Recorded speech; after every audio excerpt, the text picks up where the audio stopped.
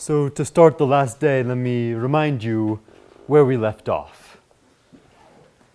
So on the first day of this course, what we accomplished, say in day one, was finding solutions to the Monge-Ampère equation, but weak solutions, these Alexandrov solutions. So in day one, say we were given some continuous function phi on the boundary of B1. And here B1 is the ball of radius 1 in Rn. And we showed that there exists a unique solution to the Dirichlet problem. There exists a unique Alexandrov solution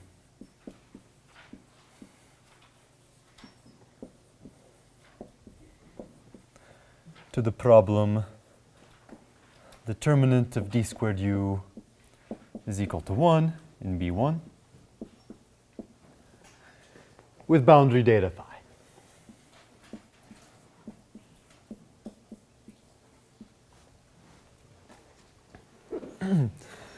So in our heads, this is a very classical PDE problem that we want to solve, where we're given this continuous function phi on the boundary, and we build some convex function u, which solves this problem, but in this funny weak sense. Well, remember, if we had a C2 function, which solves this equation, what it would tell us is that the Jacobian determinant of the gradient map is 1. So the gradient map preserves measure. And this is what we mean by Alexandrov solution. So Alexandrov for us means that the subgradient of u preserves measure.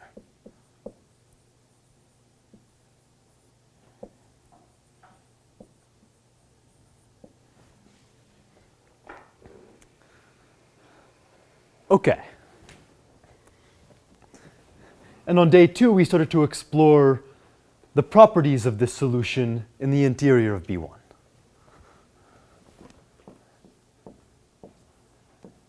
So day 2 was the interior regularity or behavior of solutions.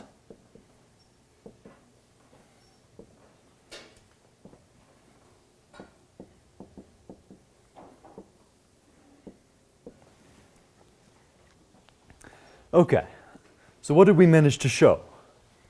So roughly what we managed to show is the following, is that the solution, u, is smooth on a set which we could understand geometrically very well.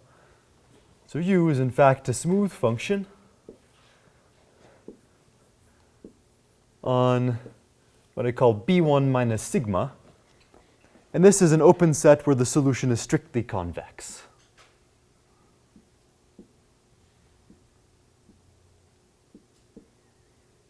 Strict convexity.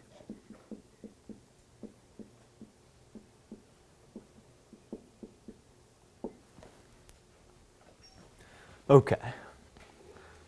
And just to remind you what the key ideas were here, was that at a point of strict convexity for the solution, we can find a supporting hyperplane to the graph of u, the graph of a linear function L, which agrees with you just at a single point. And we could take that supporting plane and lift it a little bit to carve out a set where this Alexandrov solution u had linear boundary data. And on such sets where a solution has linear boundary data, we have good estimates for the solution. So on this set omega, we could apply Pogorelov's estimate for second derivatives of solutions. So Pogorelov's C2 estimate holds. In particular, we control the second derivatives of this Alexandrov solution in the interior. And what that gave us is that the equation became uniformly elliptic. Originally, it was just a general elliptic, but with the C2 estimate, the equation became uniformly elliptic.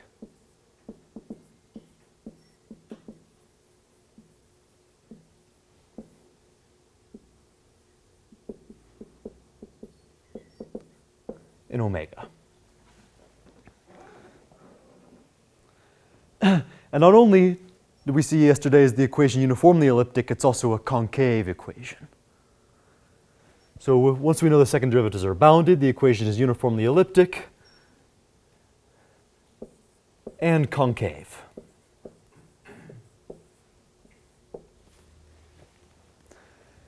And we have very nice results for solutions to concave uniformly elliptic equations, in particular the Evans-Krylov theorem. So once we know the second derivatives are bounded, we could apply the Evans-Krylov theorem and say that the solution is in fact smooth. So then we can apply the Evans-Krylov theorem and the Schauder estimates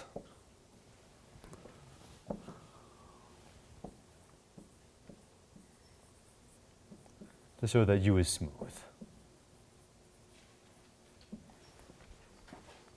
So that's just a 2-minute review of, let's say, some very difficult results we discussed yesterday.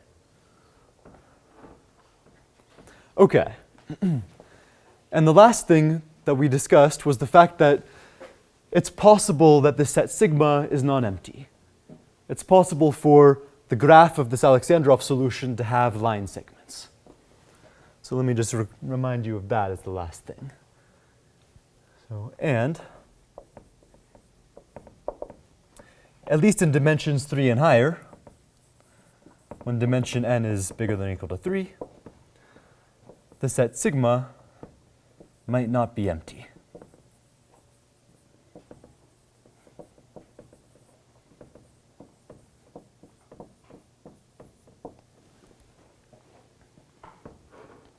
So for example, if we chose this boundary data phi just right to be the boundary data of this explicit example we constructed yesterday, then the solution would be something with a line segment in the graph. So what the example was something which in a picture looked like a half pipe. U of x prime xn was something like x prime to a power depending on dimension times some function of xn, which was nice and smooth. In this particular graph, the solution vanishes along the xn axis, and the second derivatives tend to infinity there. So in sum, Alexandrov solutions I think have a pretty reasonable theory. Where they're strictly convex, they're smooth, but line segments can happen. That's kind of annoying. And today I would like to sort of complete the picture for this problem by understanding what happens when the boundary data are nice and smooth. Notice in this example that this function, if you move a distance d out, you move d to the 2 minus 2 over n up. And no smooth function does this at a point of 0 gradient. If you move a distance d out, then you move d squared up at most for a smooth function. So if you impose that this boundary data is nice and smooth, the question is, what can we say about the solution?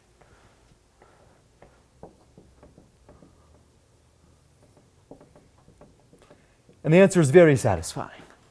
So today, the result I'd like to sketch a proof of is a theorem of Caffarelli, Nierenberg, and Spruck from the 80s.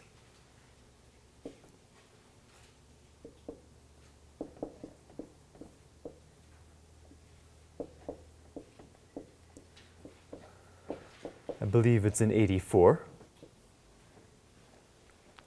And they showed that, in fact, say given a function phi which is smooth on the boundary, C infinity of the boundary of B1, there exists a unique solution say, convex solution, which is smooth up to the boundary of our problem. So U is smooth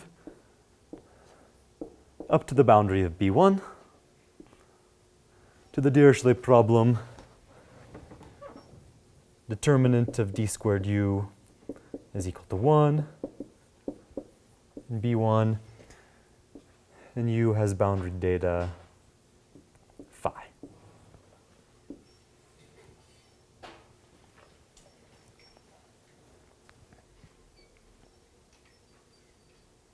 So again, just to reiterate what this says is that if we chose our boundary data to be very nice, then the solution inherits these properties.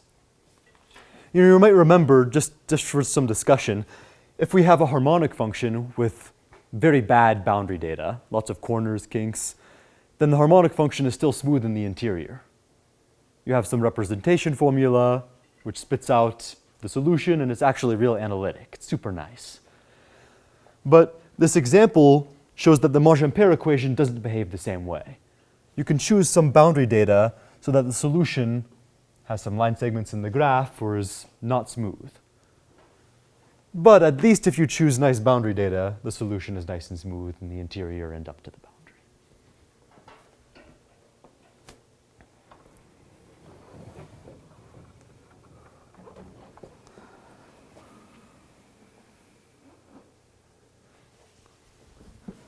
Okay.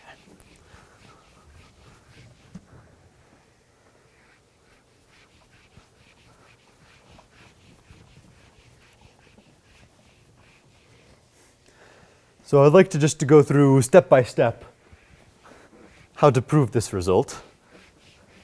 And again, because of time limitations, I won't be able to do all the details. I'll have to cite a few analytic results, but I'll try to motivate them for you along the way. So the proof of this result proceeds in several steps. So step one, say,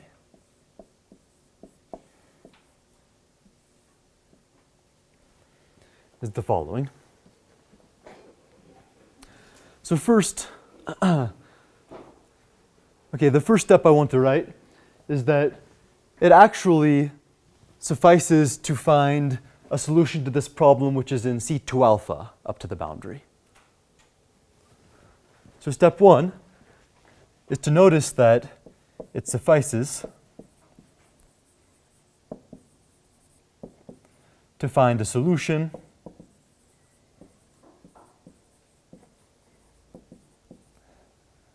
which is in C2 alpha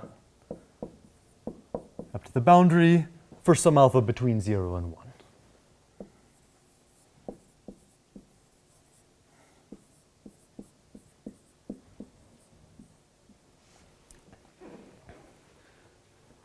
In other words, I'm claiming that if we find a solution that's C2 alpha up to the boundary and has smooth boundary data, then in fact it's smooth up to the boundary.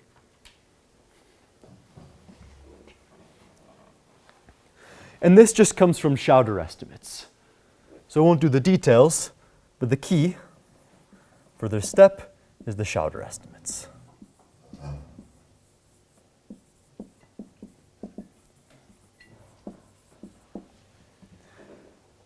If you remember, if we differentiate the equation, we see that a derivative of u solves the problem uij ue ij is equal to 0. And if we know we have a C2 alpha solution, that means that these coefficients are Hilbert continuous.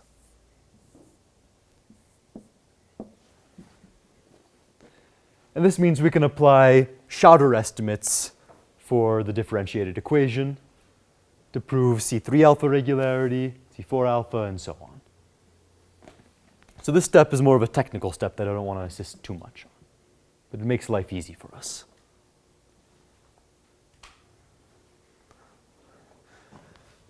Step two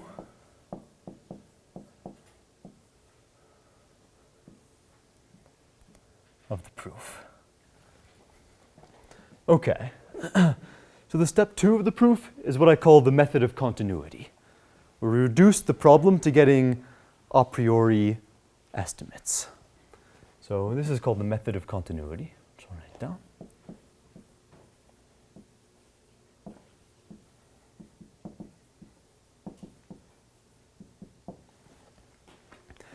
So I claim that it suffices to prove an estimate for smooth solutions in C2 alpha. So it suffices to show that if, say, U is a smooth solution of the problem, determinant d squared U equals 1 in B1, U in the boundary is equal to phi, then we have the estimate U in C2 alpha up to the boundary is controlled by constants depending only on the data. Constants depending only on dimension, and phi in, I believe I can do it in C4.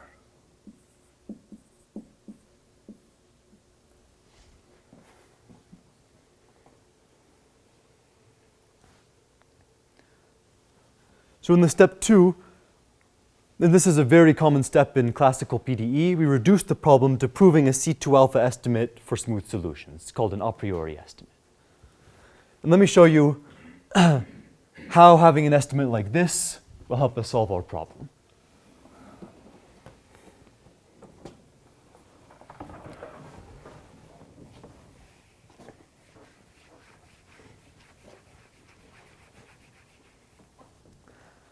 This is the method of continuity. So let's say let the set A be the collection of all numbers in 0, 1, such that a certain PDE is solvable, such that there exists a C2 alpha B1 bar solution to the problem determinant d squared U is equal to 1 in B1, and U on the boundary of B1 is a multiple of the function phi that we're given.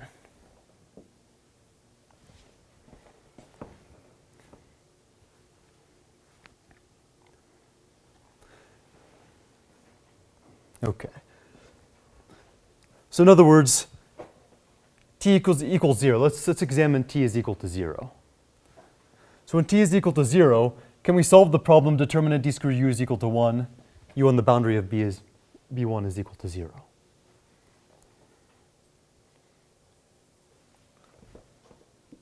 And the answer is yes. And there's a very simple solution we can explicitly write, which is the quadratic polynomial, x squared over 2 minus a half. So if t is equal to 0, then 1/2 times the function x squared minus 1 solves.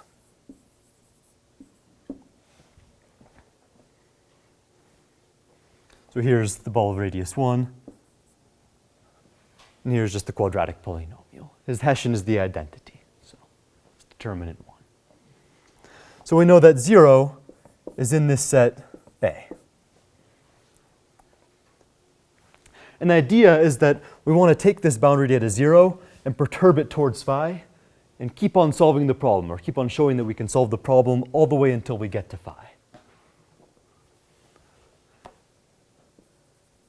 So if we want to move in this direction, the first observation is that if we perturb from 0 a little bit, or from any solution that we have, we perturb the data, the problem is still solvable.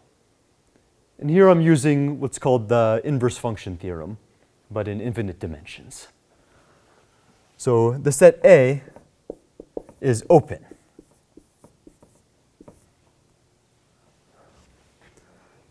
And this is called the inverse function theorem in Banach spaces. inverse function theorem in Banach spaces.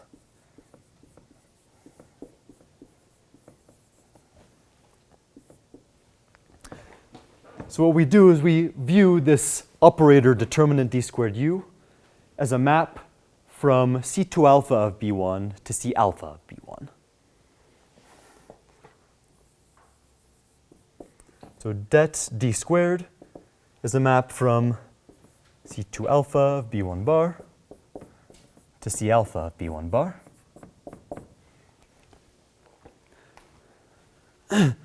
And what the inverse function theorem in Banach spaces says is that if the differential of this map is invertible at some point, then nearby this point I can always solve the problem. I can perturb the data and still solve it, just like the inverse function theorem in finite dimensions.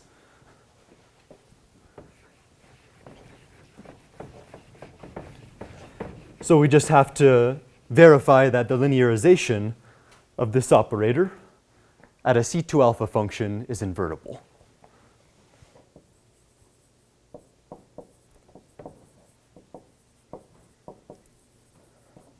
And to verify that if u is in C2 alpha of B1 bar,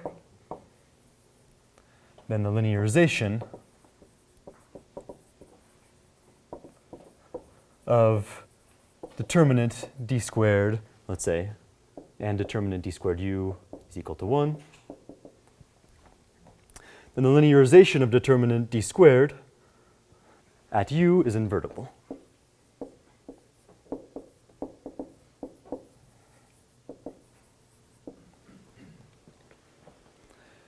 But you guys already know that this is the case.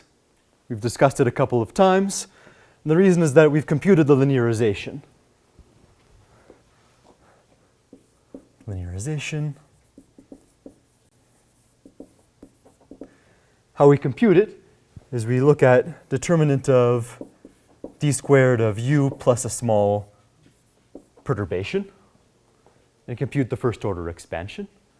And we saw this is the same thing as determinant d squared u, or 1, plus epsilon times u upper ij vij, plus higher order terms. So this is the linearized operator on V.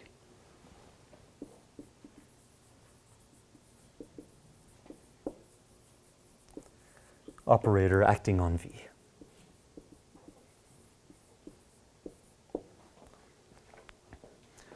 And the point is that u is fixed for us now. And it's a C2 alpha B1 bar function. So this is C alpha. And the invertibility of the operator just comes from the Schauder theory.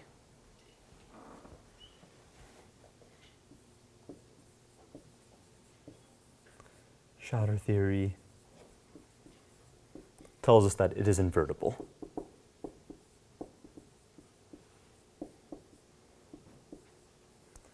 And again, I don't want to go through all the details, but just want to tell you the key points. C2 alpha is a very nice space to choose because the linearization becomes like a small perturbation of the Laplace operator. Nice, continuous, uniformly elliptic coefficients. Okay, so that set A is open.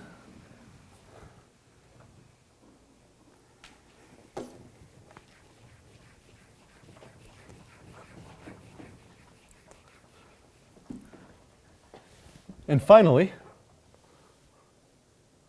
come over here. Let me give this estimate, this a priori estimate, a name. I'll call it star. If we manage to prove this estimate for solutions to the PDE, then we can show that this set A is also closed. So A is closed. And the reason is that if we have a sequence of times t for which this problem is solvable, that means that for all those times, this estimate will hold. In other words, the solutions that we get at all those t's are uniformly bounded in C2 alpha. And that means that they have a limit, which is C2 alpha, and solves the problem. So this comes directly from the a priori estimate star and, let's say, the Arcela-Ascoli theorem.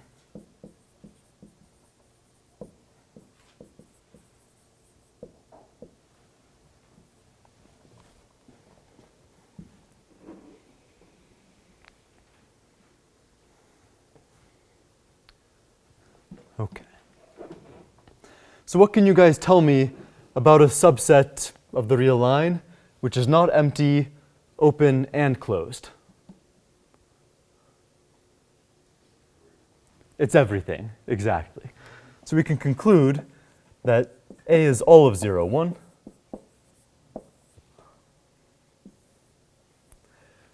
Which means roughly that we could have taken our zero boundary data and moved it all the way up to phi and solved our problem. So problem is solvable at t is equal to 1. Okay. So to prove the existence of smooth solutions, we've reduced the problem to taking a smooth solution and proving this estimate.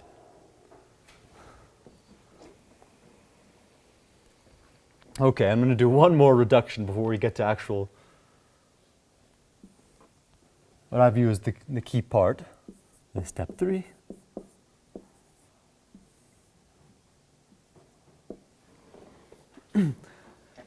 So again, the final step is, in fact, using some of the theory of concave equations. All we really need to do is to prove the second derivatives are bounded all the way up to the boundary. So we can remove this alpha, basically. So this last reduction is to show that it suffices to show that if we have a smooth solution to the problem, d squared u is equal to 1 in B1, and the boundary of B1 is equal to phi, then the second derivatives are bounded all the way up to the boundary. C2 of B1 is smaller than a constant depending only on n phi and C4 of B1, the boundary.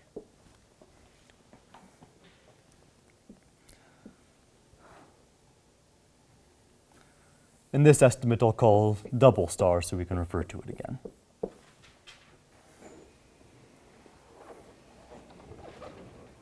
So let's see, I'll leave that there for now.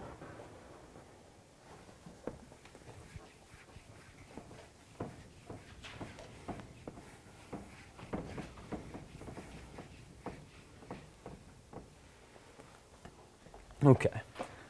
And the reason is very connected to what we talked about yesterday. So if we manage to prove this estimate, so say it's the reason. If we manage to prove this estimate, then as we saw, the equation becomes uniformly elliptic and concave, where the ellipticity constants just depend on the data. And what we can do is apply a global version of the Evans-Krylov theorem. So the reason is that the equation becomes uniformly elliptic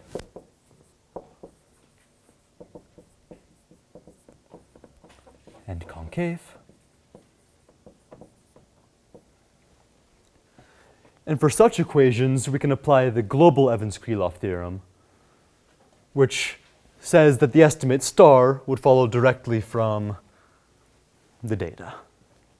So, and we can apply.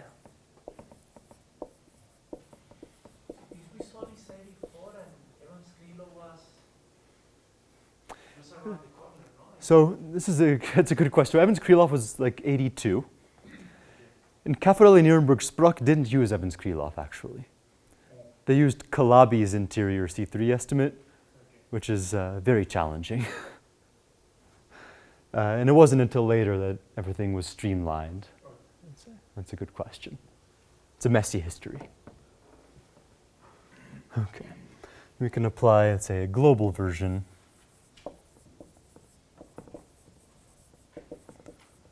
of the Evans-Krylov theorem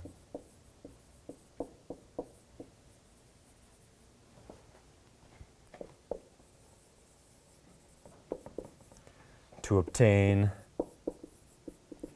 the C2 alpha estimate star.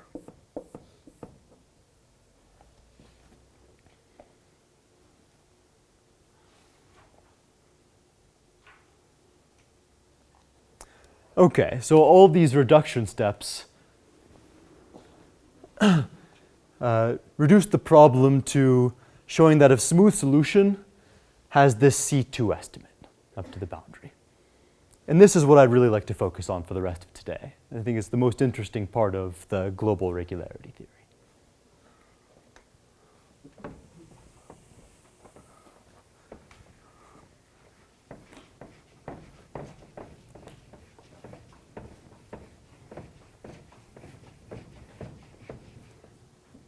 Okay.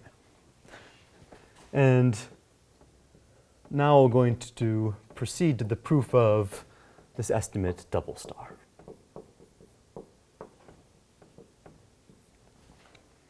Which, if we manage to show, will prove the existence of smooth solutions with smooth boundary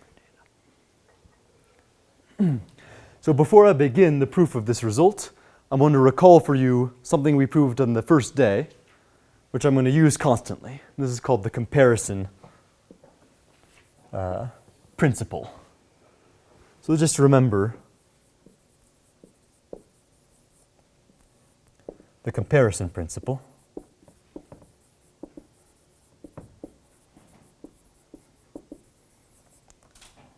Which in its simplest form says that if we have a super and subsolution to the problem, and their boundary data satisfy a certain inequality, then in the interior they satisfy a certain inequality.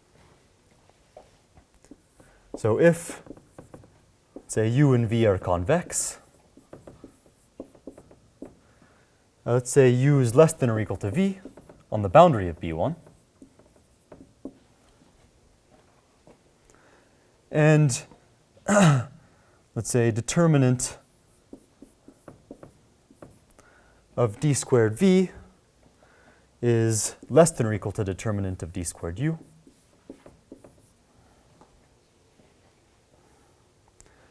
Then what we can conclude is that U lies beneath V in the interior.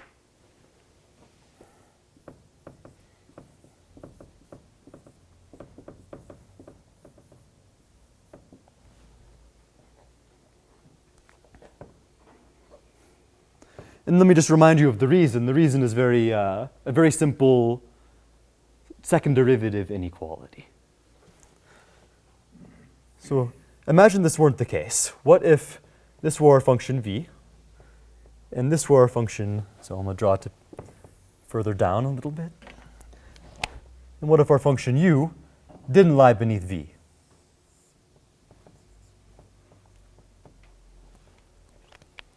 The question is, why is this a problem? And the reason is that what we would be able to conclude is that in this domain where u is less than v, or v is less than u, every gradient of u is also a gradient of v. So in that domain, we would be able to say that the image of gradients of v is bigger than the image of gradients of u. But that's not possible by this inequality. This inequality would tell us that the image of gradients of u has to be bigger than image of gradients of v. So that's the comparison principle.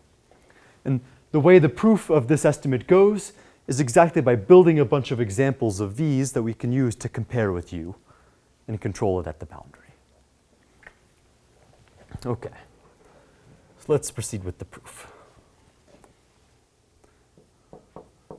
So the first part of the proof, well, remember, we want to get a C2 estimate. That means we need to estimate u in L infinity, the gradient of u in L infinity, and the second derivatives in L infinity.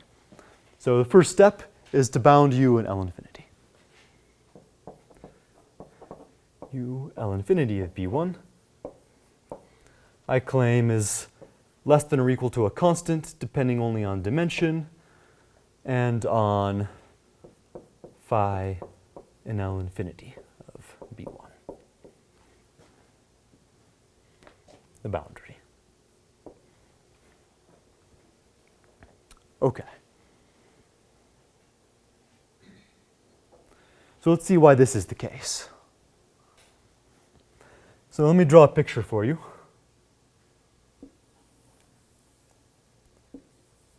So here's our function phi on the boundary of B1 and some smooth solution u to the problem.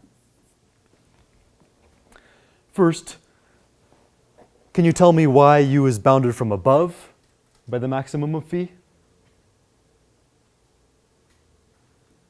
So Hector mentioned this in his first lecture. What do we know about convex functions? Where do they take their maxima? On the boundary. So the upper bound is directly from convexity. So certainly the supremum of u is less than or equal to the supremum of its boundary values, which are the supremum of phi. That's a good start. And this is by convexity.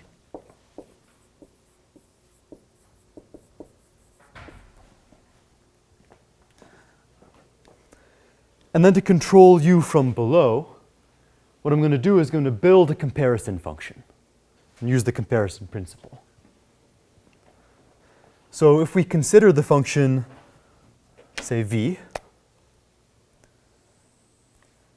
whose value on the boundary is the smallest value of phi, and I'm going to build it explicitly so that it has to bend up quite a lot. So v is the function, say the infimum on the boundary of B1 of phi plus, all right, 1/2 times x squared minus 1.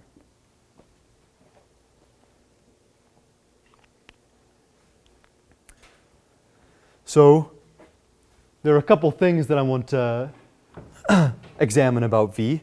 First off, on the boundary of B1, what is the value of v? So when mod x equals 1. It's just the infimum of phi, right? This is 0. So on the boundary, we know v is less than or equal to u.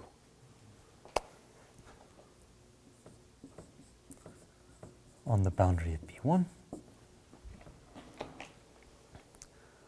And if we just take the Hessian determinant of this function, we get 1. Because the Hessian of v is the identity matrix. Determinant d squared v is 1, which is bigger than or equal to determinant d squared u. So we've managed to explicitly build a function which is smaller on the boundary than u and has bigger Hessian determinant than u. So by the comparison principle, it has to lie beneath u everywhere. So the comparison principle tells us that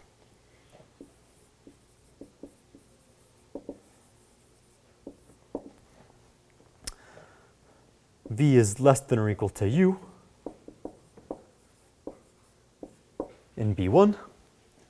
So in particular, we can control u from below by the smallest value of v, which is just the value at 0. The conclusion would be that the infimum in B1 bar of u will be bigger than or equal to the infimum B1 bar of v, which is equal to the infimum of phi. And it looks like the value of this at 0 is minus 1/2. That's the smallest value.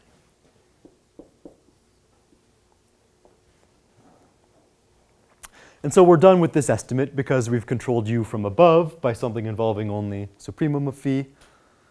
And we've controlled it from below by something only involving infimum of phi plus some constant. So in fact, I don't even need this dimension n here.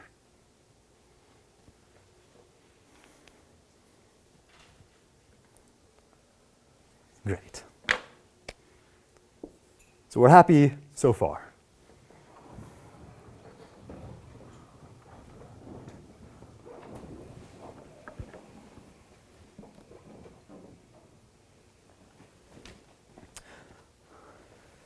Okay, so the next step, if we want to do the C2 estimate, is control the gradient up to the boundary.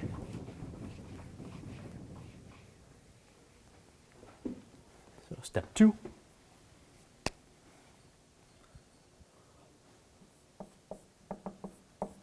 To show the following, that I claim that the gradient of u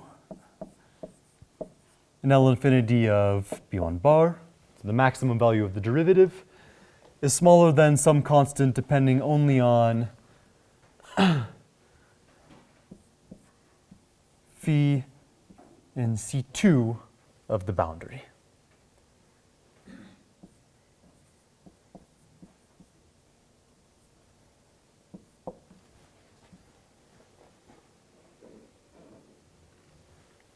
Okay, so how do we prove this? So something that's going to make life a little easier for us to prove this estimate is that I claim that it suffices to prove this estimate just at boundary points. So, and the reason for that is there are several reasons. We could either apply convexity, but also remember that the derivative of u solves an elliptic equation. Uij times the derivative of u, ue, ij is equal to 0. What do we know about solutions to elliptic equations? Where do they take their maxima and minima? On the boundary. Ue has its extrema on the boundary of B1. So if we prove this estimate just at boundary points, we prove it everywhere.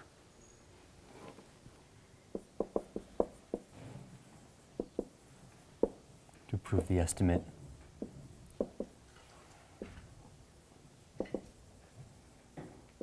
at boundary points.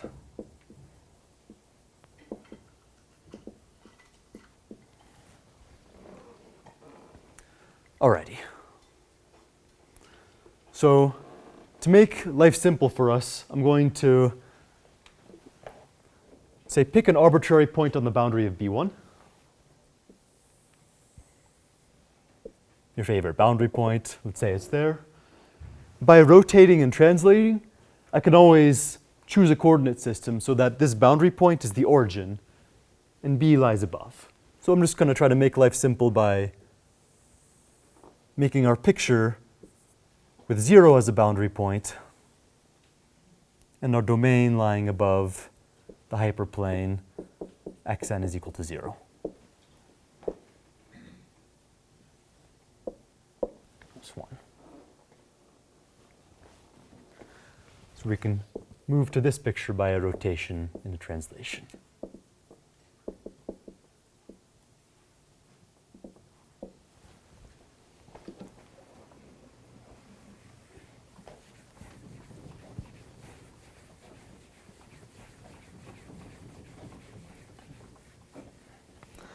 And I want to estimate all the derivatives of u at that point.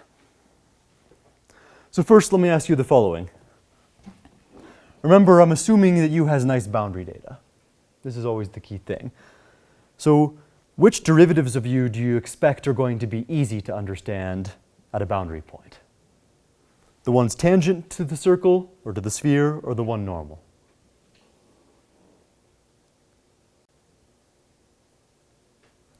Remember, what we have information about is the boundary values, right?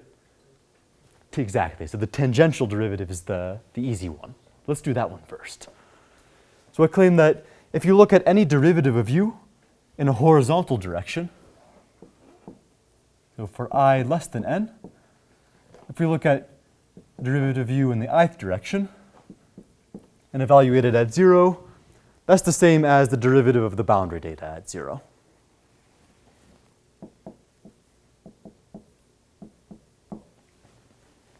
Remember, if we have any smooth function on the boundary, we could extend it whatever way we like, but always that derivative will remain the same.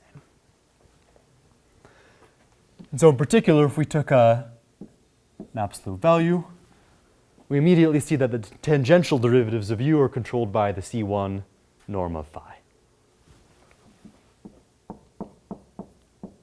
C1 of the boundary of B1.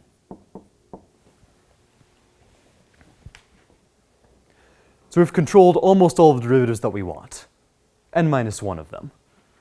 Any of the derivatives in this horizontal direction.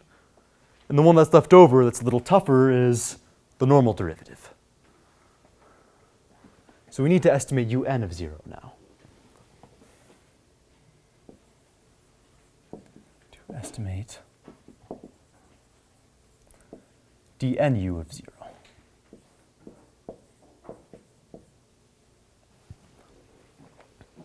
All right. So to do this, we're going to use the comparison principle. And to make life simple for us, what I'd like to do is to subtract off the linear part of phi just in the horizontal directions. So we know that we can always subtract a function just of the x prime variables without changing the xn derivative at 0. So first thing is, without loss of generality, we can assume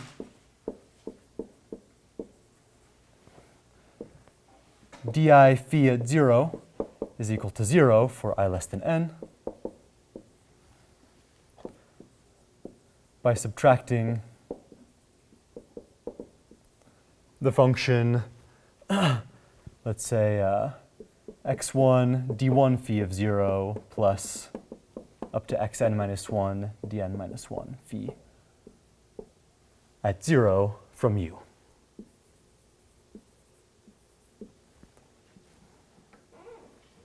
So basically, I just want to reduce to a situation where the solution is very flat in these directions. We subtracted off the linear part that's tangential, and we're just looking at what's left over. And the reason is that when we subtract off this function, we don't change the n derivative.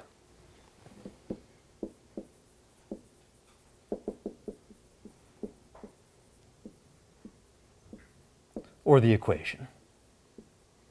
If we subtract a linear function from u, still determinant d squared is equal to 1. All right. So that's the first step in estimating dnu of 0.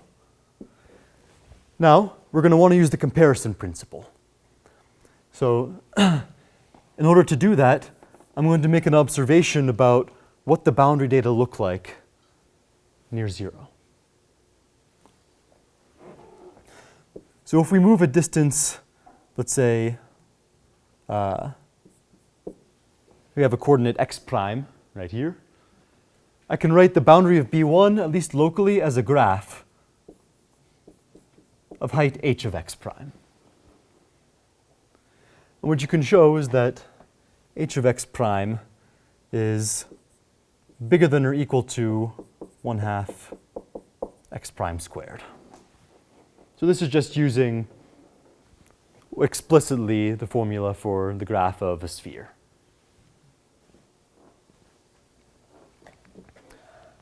All right.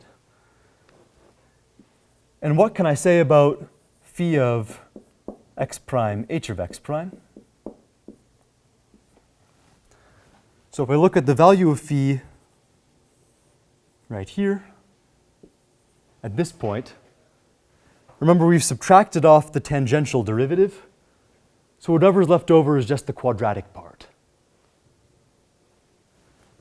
So phi of x prime h of x prime, I can say certainly is smaller than or equal to a constant times phi in C2 of the boundary of B1 times x prime squared.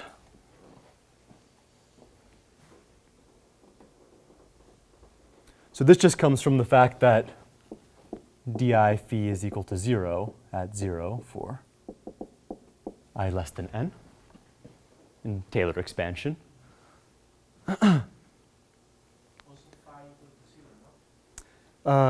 Yes, thank you. So, that's a good point. I'll say let's also subtract off the value at 0 so that we have this. Thanks. Great, so imagine that the value is also 0 there, just to be clear. Okay, and also we know that this x prime squared is smaller than the height. So this is less than or equal to a constant times phi in C2 of the boundary of B1 times the height, h of x prime.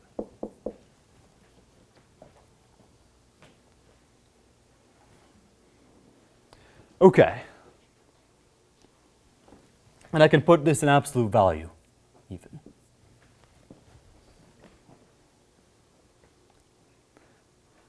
Okay, so what this tells us is something very, there's a way to rewrite this in a simple way.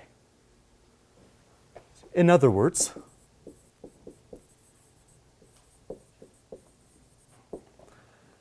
we have that phi is less than or equal to what? So this function h of x prime, you move a distance x prime out, h of x prime up, this is the same as the function xn on Rn plus 1. Because h of x prime is just the xn coordinate of this boundary point. So another way to rewrite this inequality is that phi is less than or equal to a constant times phi in C2 of the boundary times absolute value xn on the boundary of B1.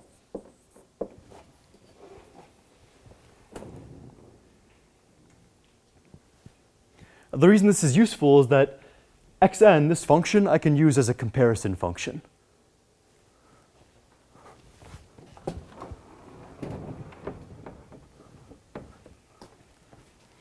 Let's see how this is done. It's almost easier if I just draw by picture. Why don't I do this? So just to emphasize the geometry of the situation. Here's our domain, B1. And what we have is the boundary values phi are separating quadratically from the value at 0. Use something beneath phi that grows up to it.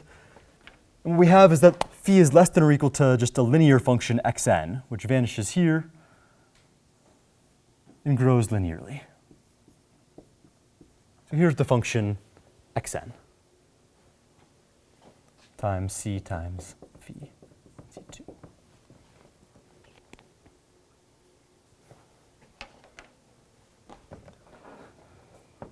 So this plane lies above phi on the boundary. There's some other thing I can say about this function. What's its Hessian determinant?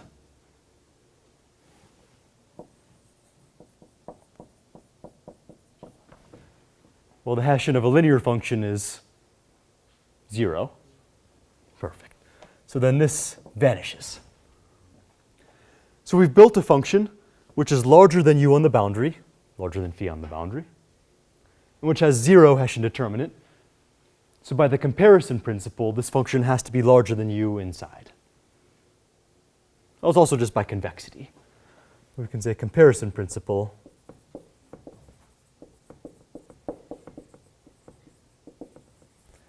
tells us that the whole function u is less than or equal to c times phi in C2 times xn in B1 around En. Okay, so what that tells us is that we've controlled the derivative in the n direction from above. It can't be too big because we can put a plane that lies above at that point at the same boundary values. So in other words, we have that un of 0 is less than or equal to c times the C2 norm of phi. We have an upper bound. So the last thing to do is to get a lower bound for this un. And for that, we're going to use, again, the comparison principle. We just have to be a little bit more careful. Now this function minus xn minus c times phi in c2 times the xn is less than phi on the boundary. That's this inequality. But it doesn't satisfy the right condition on the Hessian determinant for us to apply the comparison principle. We need to add something to it. So if we look at the function this, call this v. Sorry, keep it green, be consistent. And we add on something that has 0 boundary data, so we don't change the values on the boundary, but we make the Hessian determinant big. Then we get into a good scenario. Cn squared minus 1. So what I'm doing is I'm taking this function minus a constant times xn on the boundary, and I'm adding a quadratic to it.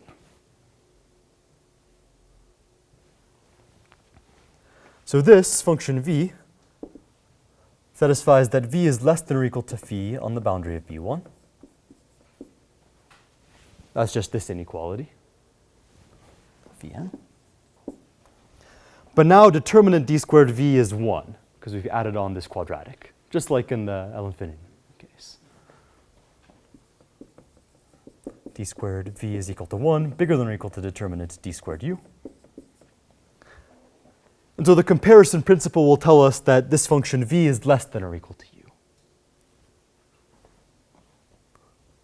It has smaller boundary data and larger Hessian determinant.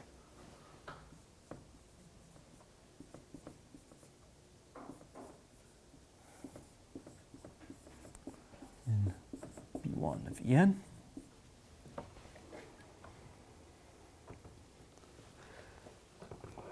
And since we have a function which has the same value as u at the point 0 and is smaller than it, I know that just the n derivative of u has to be larger than the n derivative of this function, just by calculus.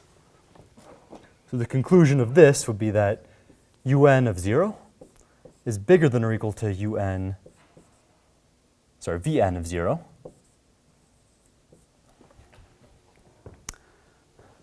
And this we can compute explicitly as minus a constant times phi in C2 plus some other constant.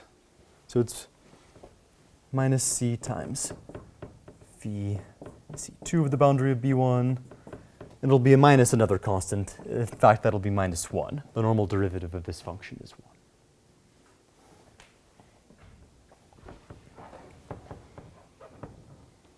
So now we have both an upper bound and a lower bound on the normal derivative of the solution at 0. So we have the full gradient estimate.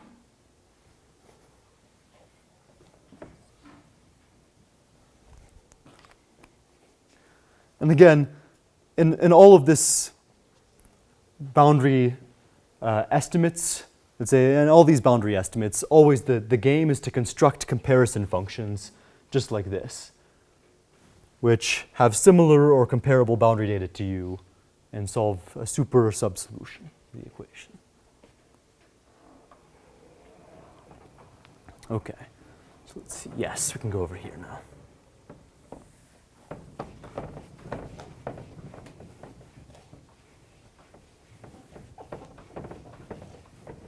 All right, we're 2/3 the way there. The last thing we need to do is to estimate the second derivatives in B1 bar. So the third thing, let me go back to black marker, would be to show the following estimate, that the second derivatives of u in L infinity of B1 I claim are smaller than a constant depending only on dimension and phi in C4 of the boundary of B1.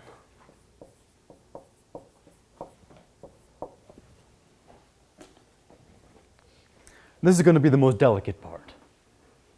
So can I mention something? It seems to me that with the step 2 contains a step 1.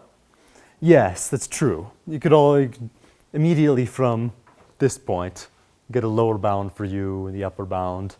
So it's a very good point. The reason I wanted to do step 1 is to build the ideas. This is a good remark. Yeah, you can directly get everything together. In fact, something I should mention, okay, actually step 2 will be necessary for what follows. So is step 3 going to contain also step 1 and 2? Well, step 3 is going to rely on step 2. Yes. Okay. So we need to show estimate of the second derivatives now. The first thing that's going to make life simple for us is the same thing that made life simpler in the gradient case. This is that second derivatives of a solution, u. They don't solve an equation, but they solve a differential inequality. So since if we took two derivatives of the equation, uij, uee, ij is bigger than or equal to 0,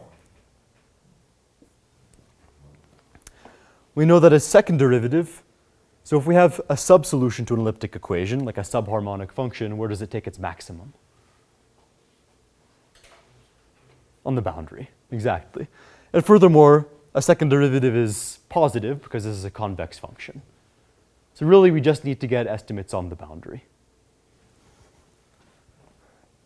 0 less than or equal to uee takes its maximum on the boundary.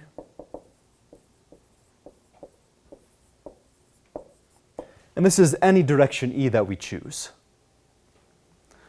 And because it's any direction E, this reduces the problem to proving this estimate only at boundary points.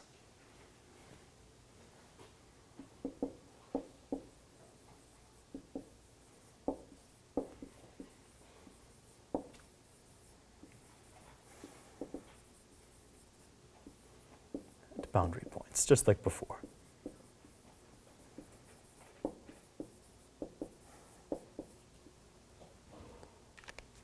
Okay, so in other words, immediately right off the bat, we're just going to pick a boundary point, and that's where we need to prove the estimate.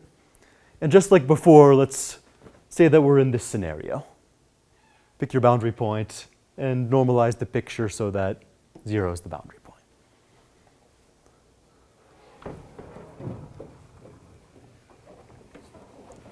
So I'll keep that picture there for now.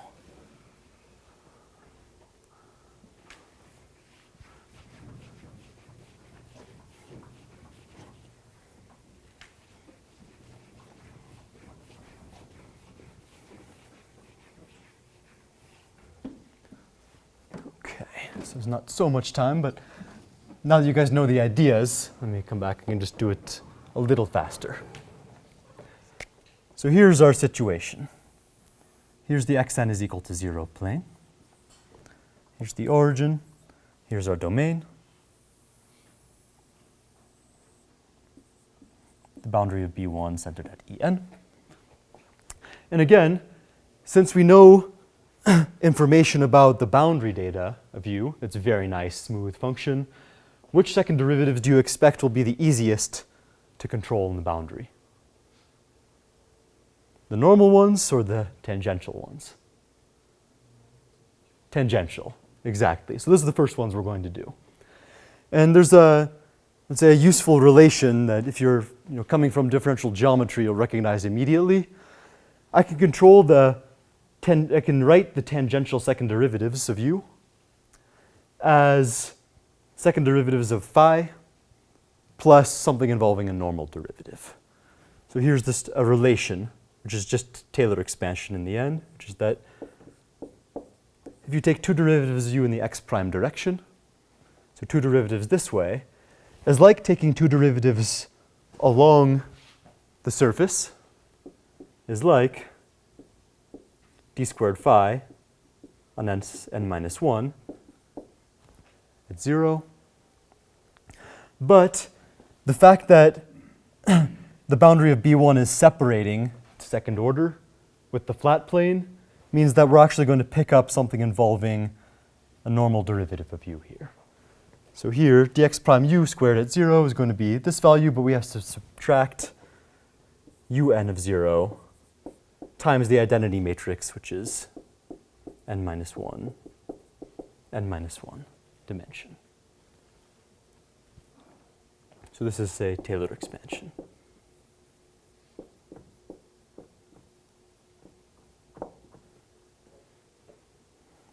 All right.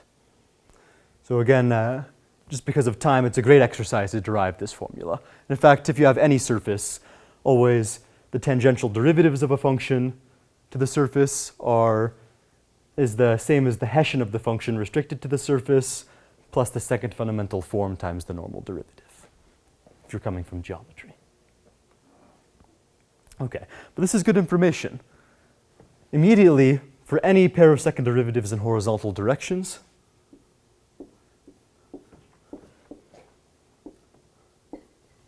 we have this estimate by triangle inequality. So two tangential second derivatives are controlled by something that's very nice, two derivatives of phi. And this we controlled in step 2. This is a gradient of u. So in particular, I know that this quantity is controlled by a constant depending only on n and phi in C2 of the boundary of B1.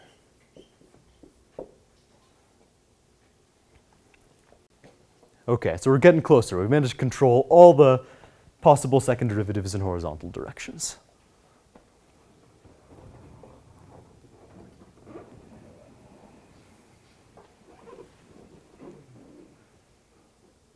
So now the next step will be to control derivatives, second derivatives which involve differentiating once in the en direction. Now, let me just ask you one more time. There are two options. Either we could consider the second derivative unn, differentiating twice, or a mixed second derivative, un, but also tangential. Which do you expect is easier? Exactly. The mixed is going to be easier because it involves the boundary data. Exactly. It lets us take advantage of the nice boundary. Very good, very good. So the next step for us will be to control uin of 0. So I claim that uin of 0 is smaller than a constant depending only on dimension and phi in C3 of the boundary of B1 for this I less than n. So a mixed derivative I can control by 3 derivatives of phi.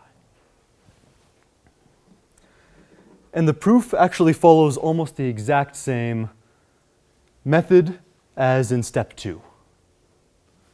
So idea is the same as step 2.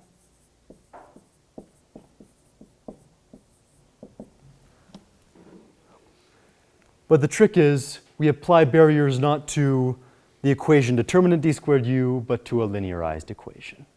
So let me just state how that goes. Just state the steps. So here's B1. Something that will help us estimate the n derivative of ui at 0. So something I'm just going to do to make life easy is consider a derivative of u that's tangent along a vector field which is tangent to the sphere. So a vector field generated by a rotation. So tau is equal to a vector field generated by rotation.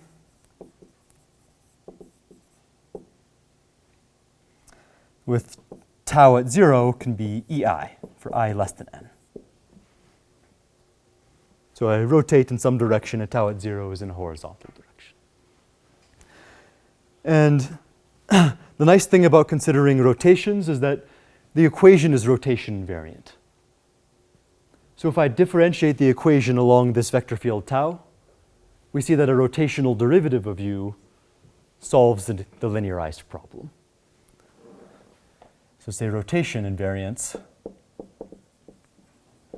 of the equation tells us that when we differentiate uij, u tau, ij is equal to 0. And u tau on the boundary is a nice function, phi tau, a tangential derivative of phi.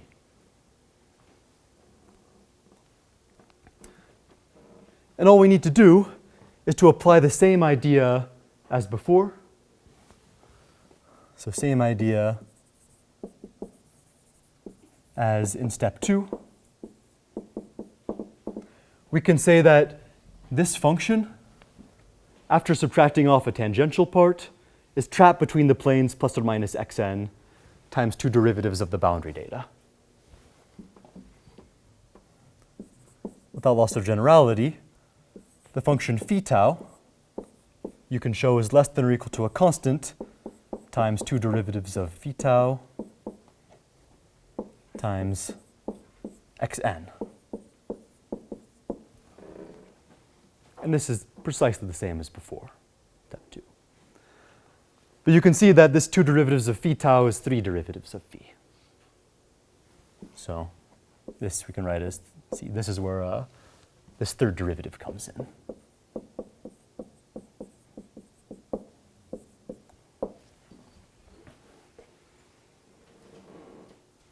And now we can use that the function xn solves this equation.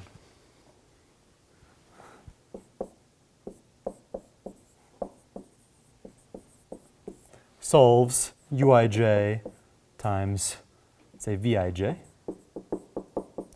is equal to 0.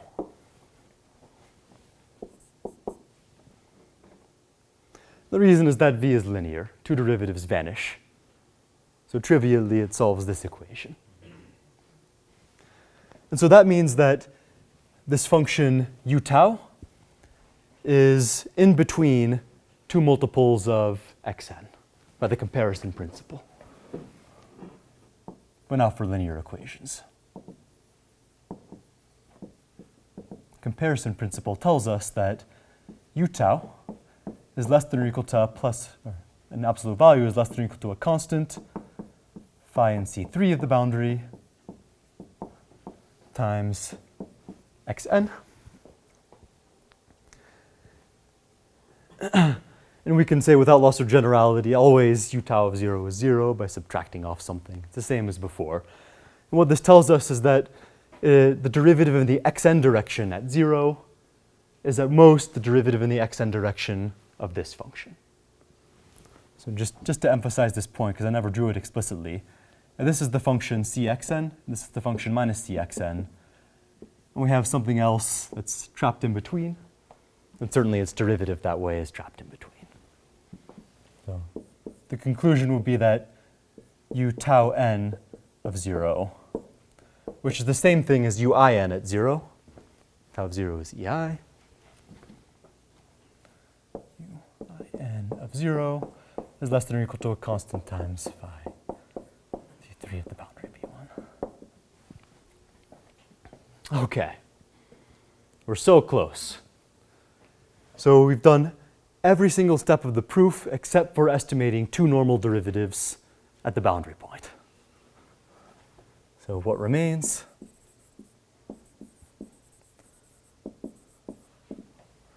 Control u and n at 0.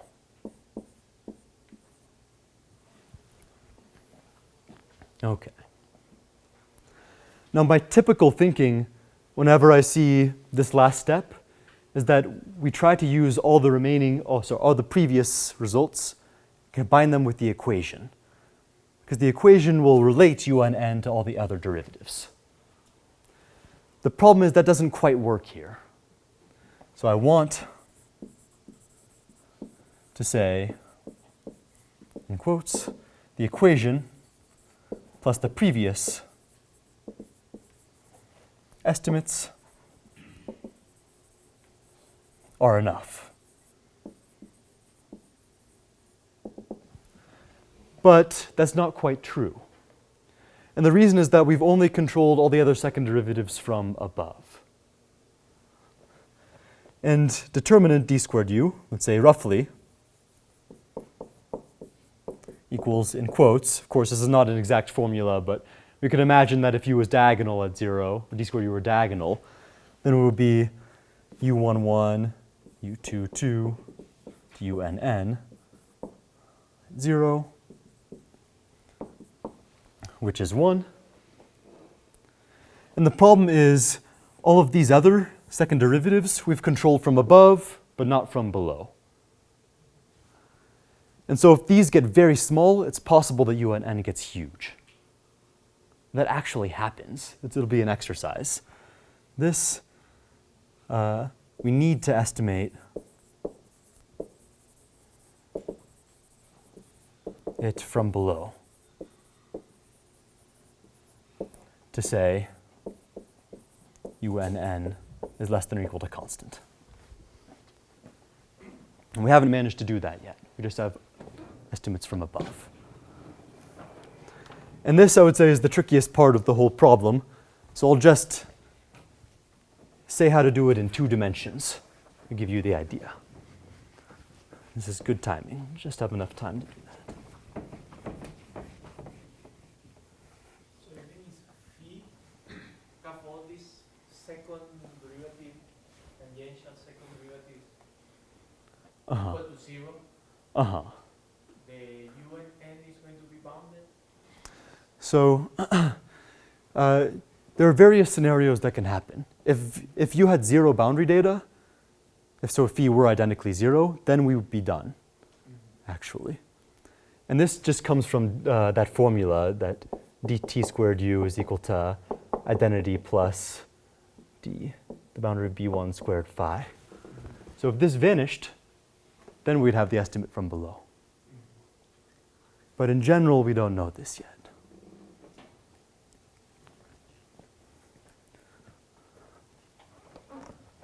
Okay, so let's say the idea of the proof that uii of 0 are bigger than or equal to a constant, depending on n and phi and C4, for I less than n. So what we need to show is this, that all the horizontal second derivatives are strictly positive. I'll do it in 2 dimensions just to emphasize ideas. Let's do the 2D case.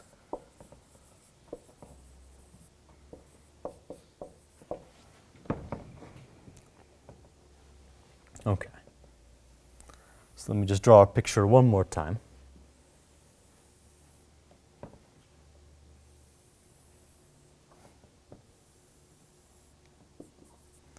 Boundary of B1. Okay. So first things first. If I want to estimate a second derivative at 0, I can always assume the gradient of u vanishes at 0 by subtracting off its first order Taylor expansion. When you subtract a linear function, you don't change the equation. So without loss of generality, the gradient of u at 0 is 0, and u of 0 is 0. And if we know that a convex function vanishes at a point and has 0 gradient, what can we say about its values otherwise? So if I have a convex function so that it vanishes at some point and has 0 gradient, it has to be positive. No other choice. That's the definition of convexity. So in particular, by convexity, we have that u is bigger than or equal to 0. In B1. V2. Okay. So, good, I can erase this. What we want to do is to estimate u11 of 0 from below.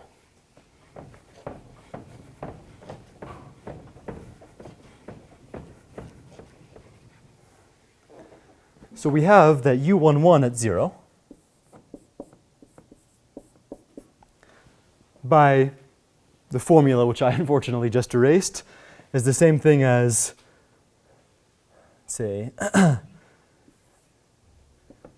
phi of x1, h of x1, double prime of x1. So u11 at 0 is the same as taking two derivatives of the boundary data, but then we also had to add on u2 of 0 in that formula, something involving the normal derivative, but we've normalized the situation. This vanished. So really what we need to show is that this function phi restricted to the boundary has strictly positive second derivative.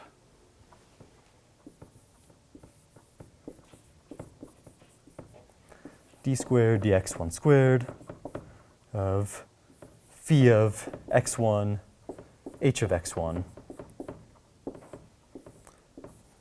is positive, roughly speaking. Okay. So let's show why this has to be the case by examining what happens if it's not. So if not, then we can expand this one-dimensional function in a way that it has 0 second-order part. So if not, then the function phi of x1, h of x1, remember, we move x1 out and h of x1 up. This has the Taylor expansion. Well, it has 0 first derivative. We subtracted off the gradient. We're assuming it has 0 second derivative. So whatever's left over is the third order part and higher. Say a x1 cubed plus o of x1 to the fourth. So this is just saying, what if this was equal to 0? All right, well, let me ask you something. If this a was non-zero, then the graph of x cubed times plus or minus a constant has a special property. What did you notice about the sign of this guy? It's not positive. Right, so the fact that we have a cubic term in the expansion, if a was non-zero, would mean that we could move some direction so that u is negative at that point. But we know that's not possible. U is positive. And this is somehow the most subtle part of the whole proof, that if there was a non-zero, if there was, sorry, it's just 0 second order tangential part of u, then you jump in the Taylor expansion to fourth order. So this guy is not greater than or equal to 0 unless x or a is equal to 0. So we can forget about it. And this tells us that along the boundary, u grows like x to the fourth.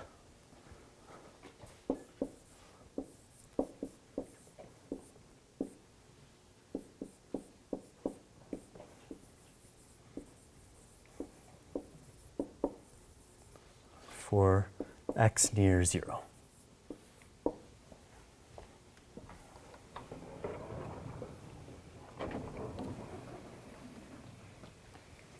All right. I'll be able to finish everything here now.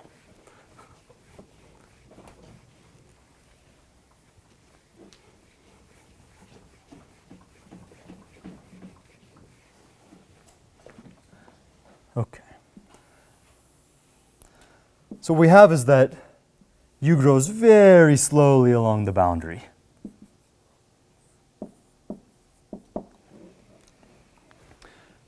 And the way we could complete the proof is again by a comparison principle. I want to show that if a solution to determinant d squared u is equal to 1 grows that slow along the boundary, there's no way it could be positive. And the way that we can do this is to look at sublevel sets of u. What we're going to do is look at the sublevel set where u is less than a height h. For h positive, and I already used h. Let's use a height t. For t bigger than 0, small. And let's draw what it looks like. So it's some convex set. It's a sublevel set of a convex function intersected with B1. And we know that u grows quartically along the boundary. So if we draw this set where u is less than t, that means that we have to go a long way along the boundary to get to height t. In fact, this distance is like t to the 1/4, because I'll put greater than or equal to, because u is equal to O of x to the 4th along boundary.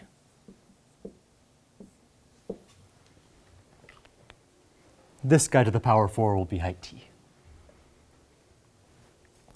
And then remember, this is a nice uniformly convex boundary.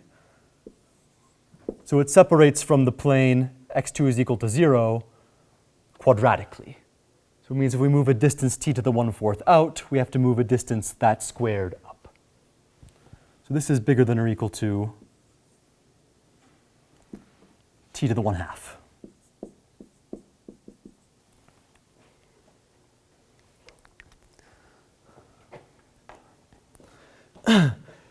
And what I claim is that this set is much too large for a solution to determinant d squared u is equal to 1 to be less than height t.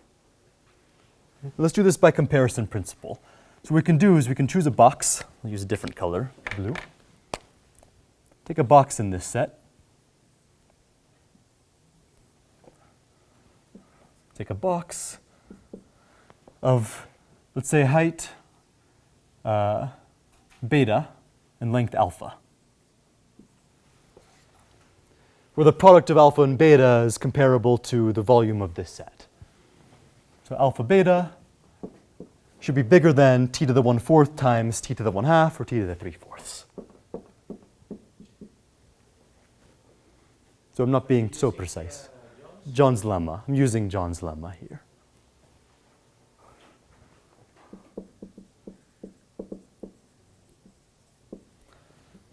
So it's a box whose product of lengths, whose volume is bigger than t to the 3/4. And I know that in the box,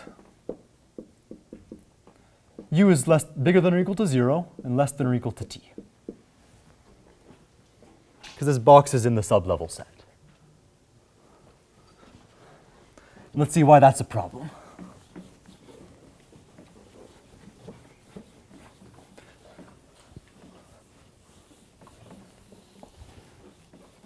So we can always recenter the box so that it's centered at 0, let's say. Alpha, beta, recenter it to be at 0. And here we have u less than or equal to t. Determinant d squared u is equal to 1.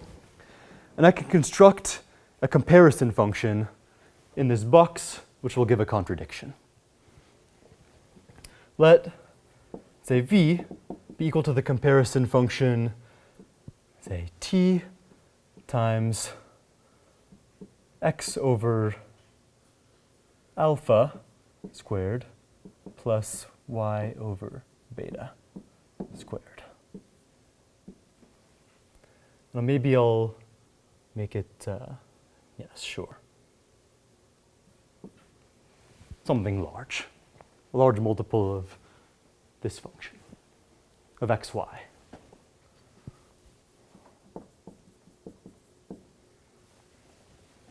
Okay.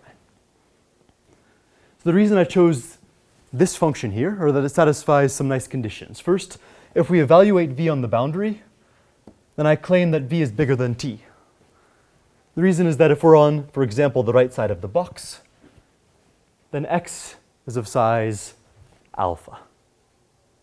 So this is like 1, and you multiply by t, you get something of size t. And similarly in the y direction, if y is on the top or bottom part of the box, this is comparable to 1. So we have v is bigger than or equal to t, which is bigger than or equal to u, on the boundary of box. But if we take the Hessian determinant of v, you'll see that it's very small. determinant of d squared v is roughly determinant of the matrix. So if I take two derivatives of this function, you get the matrix roughly t over alpha and t over beta times a constant, which is like t squared divided by alpha beta. But now we'll use this condition that alpha beta is much, much larger than, for example, t. T to the 3/4 is much bigger than t when t is very small. So if we take t squared and we divide by something much bigger than t, we get something that's much less than, oh sorry, this should be a square. Thanks. So this is going to be much, much less than t squared over t squared, which is 1. So by the comparison principle, I would need to have that u is less than or equal to v. V is a super solution with bigger boundary data. In box. But the value of v at the origin is 0.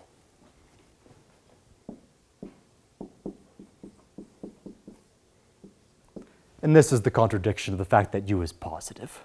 In fact, we could take this and we could subtract a little delta, if you like, without changing everything else. Minus delta, a contradiction of the fact that u is positive.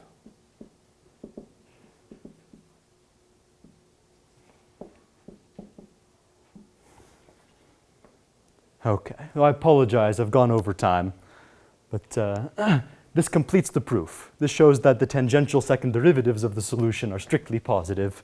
1 phi is C3. Could you repeat the last argument about the delta? Oh, sure. So I can make sure that, say, for example, v is strictly bigger than t, if I chose this constant to be 10, for example. And if I subtract a little delta, I can keep that. And subtracting a delta won't change the determinant d squared v. So everything else is the same. It's just now that the value of v is strictly negative at 0, we get a strict contradiction of the maximum principle. Yeah, we could also use the strong maximum principle here, but just wanted to be clear.